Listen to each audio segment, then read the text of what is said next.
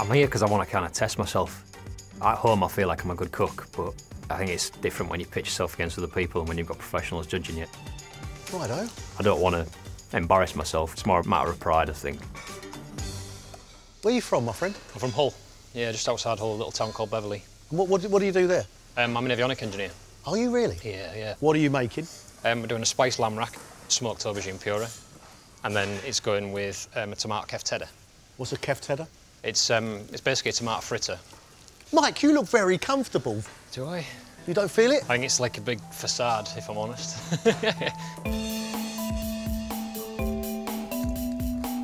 These little tomato fritters I'm fascinated by. They sound delicious. I hope he does them justice. You've got 30 minutes left. Listen up, 30 minutes left. It will fly.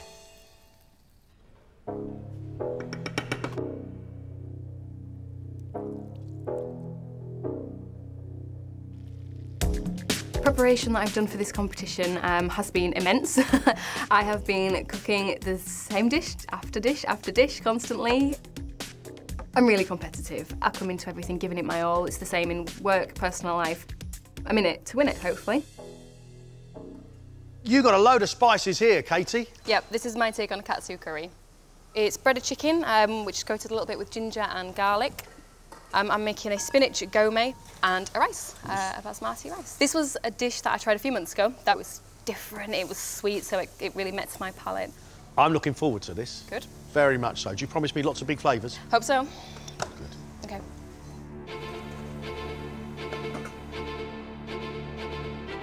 Katie's really pushing the boat out with this dish.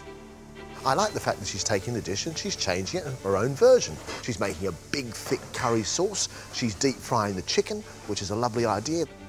I hope she gets the presentation right, though, because it could just be a bowl of curry and rice.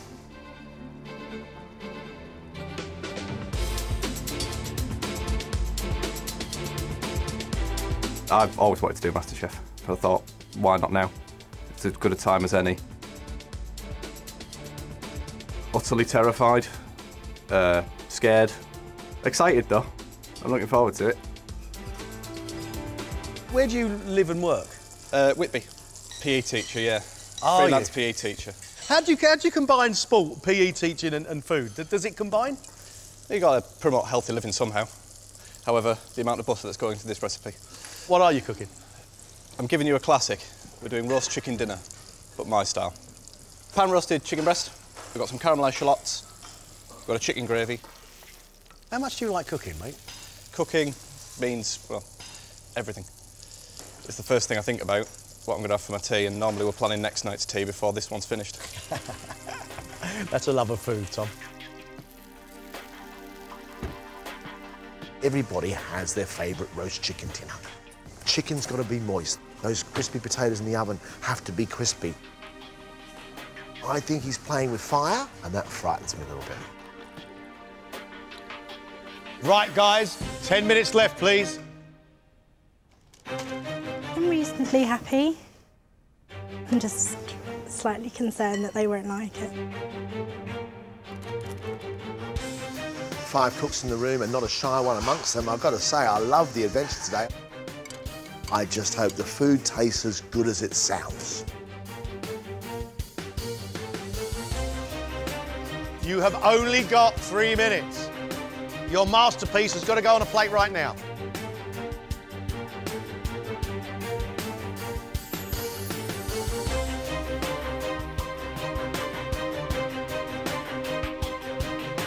"60 seconds. Come on, come on, come on, come on, come on." We'll call time, mate. Yep. Stop. You're finished. Very close, Tom.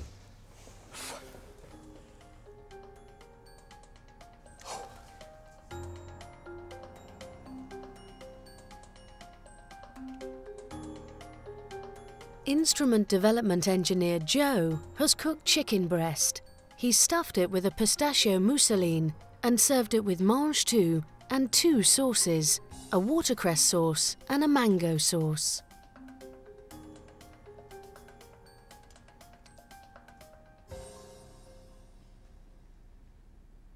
Your watercress sauce is delicious. Yeah. Love that watercress sauce. It's got the pepperiness, it's got the great texture, it's got the right colour. I think that's great. Pistachio nuts with your chicken and the watercress sauce is a really, really fine thing. The mango sauce I find a little bit weird. Not in flavour, but in texture. It's pureed fruit. And I feel as though I'm starting my dessert halfway through my main course. I'm happy with the fruity mango with the chicken. It's sort of tropical sunshine. However, I don't want two sauces together. That's a clash to me. Thank you. I'm feeling okay, and just a little bit surprised it didn't go off quite as well as I expected it. Whether it gets enough to get me straight through is questionable. Still, you know, we'll see what actually happens, won't we? Deputy Publishing Director Natasha has cooked dark chocolate brownie with salted caramel popcorn, almond brittle, double cream and a caramel sauce. Oh, look at that, the crack.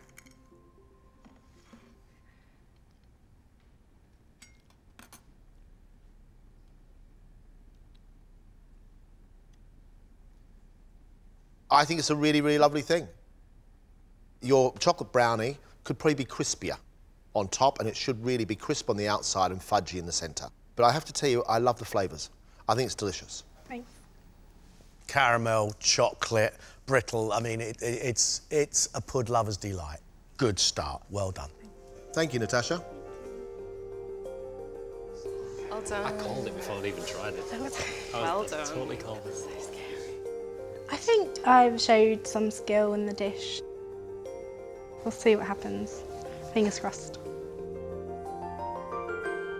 Last up is sports coach Tom. His calling card is roast chicken breast, served with parmentier potatoes, caramelised shallots, a roasted carrot and honey puree, and a chicken gravy. You were running out of time very quickly. You were rushing around at the end, it shows. Listen, give yourself enough time to be able to plate it up properly.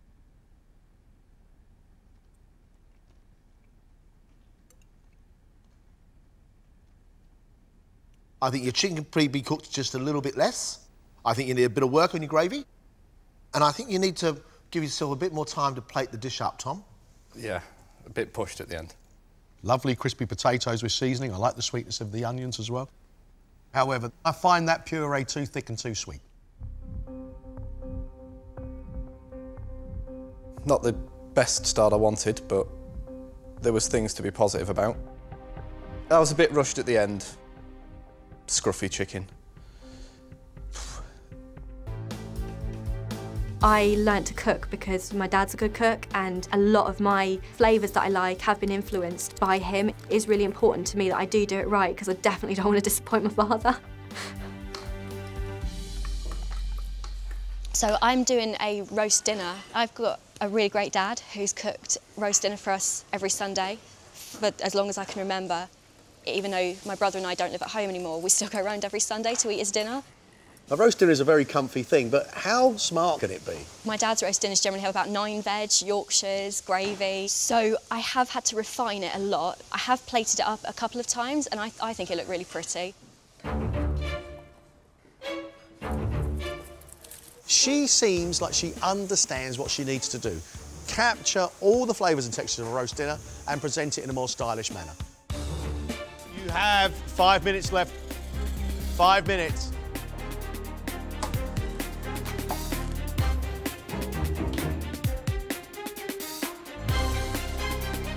"90 seconds left. That's it. Come on, guys, please.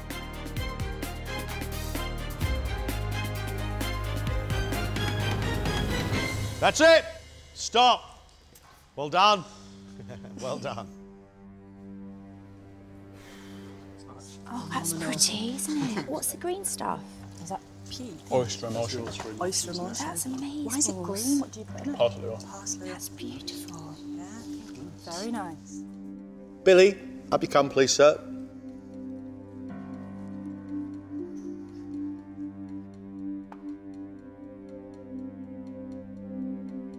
Billy's combined 2 family favourites, cooking fillet steak with an oyster beignet beer-braised beef cheeks, oyster emulsion, samphire, pickled shallots, and dauphinoise potatoes. I think it looks fantastic. Cheers, John.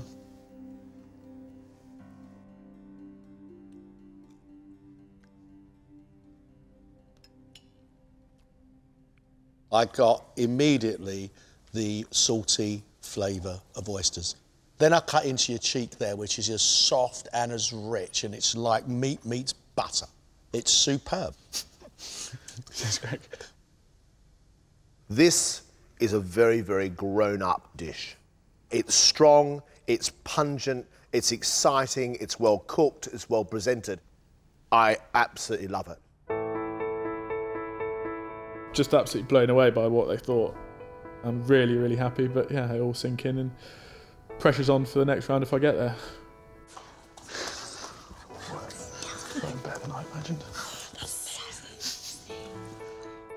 Jen, let's see your roast dinner, please.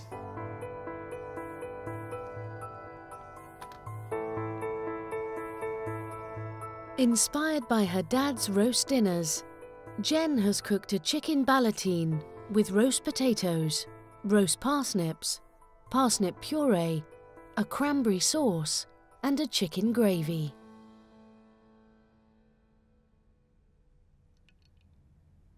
You've served the roast potatoes as whole potatoes. They're lovely things to eat, but they are big and clumpy if you're trying to paint a picture. Okay.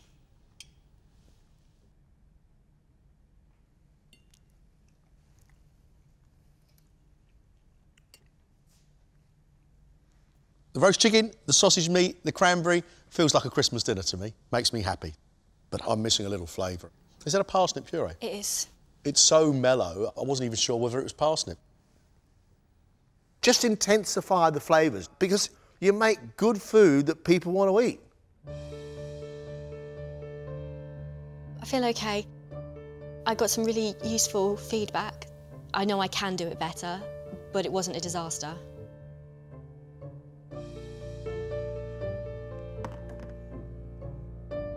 Based on her mum's beef stew, Liz has cooked a fillet of beef with pom puree, dumplings, baby turnips, roasted carrots, shallots, cabbage, and crispy bacon.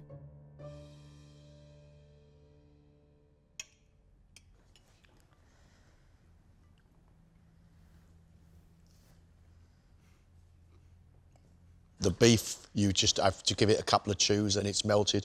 Your sauce is good and rich with red wine. What is the absolute treat on there is that mashed potato. The rosemary flavour in there is a perfect, perfect match to all the other flavours. That's lovely, Liz.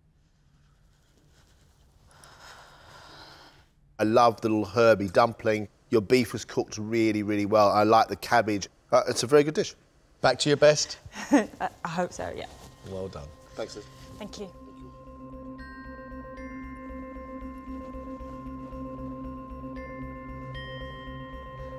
I'm thrilled, really, really over the moon with the comments. Today I felt like I did myself justice, so I'm really pleased about that.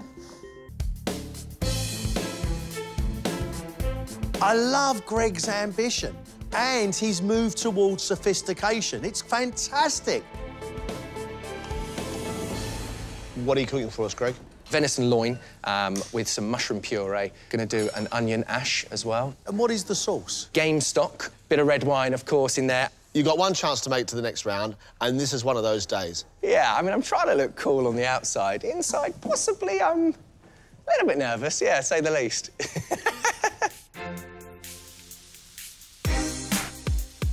That venison, I do not want jelly-like in the middle. It needs to be cooked just enough that it still melts in your mouth and that you don't have to chew on it. Good sauce, a puree, and that onion ash. This is high-end dining he's aiming for here. I like the ambition.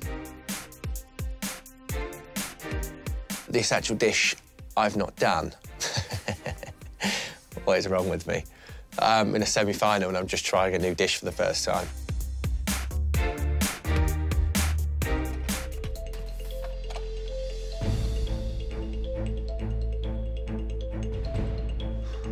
you happy with venison? Absolutely thrilled with the venison. What's quite striking is that this reads more like the sort of thing I see on menus in restaurants at the moment than any of the others. Venison is tricky. You don't want it to be tough. You want it nicely seared on the outside with a kind of nice pink middle. Onion ash, that is very ambitious. Will that be good? Very nice, Greg, very nice. That is a beautiful dish. Well done, Greg. Very Thanks, nice. guys. Greg, Thank you. that is beautiful. Thank you Better very taste much. good.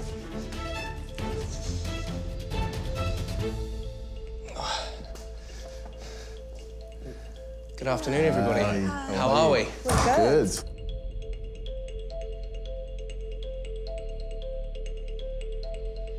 So I've cooked for you today a venison tenderloin, mushroom puree, carrot and cabbage as well, an onion ash, and then to accompany it is a game sauce. So I really hope you enjoy. Thank you ever so much. Thank you. Thanks, Greg. Cheers. Gosh, I wasn't expecting to see anything like this today. This is the type of dish put together by people that are on professional MasterChef. I'm very impressed already. Yeah.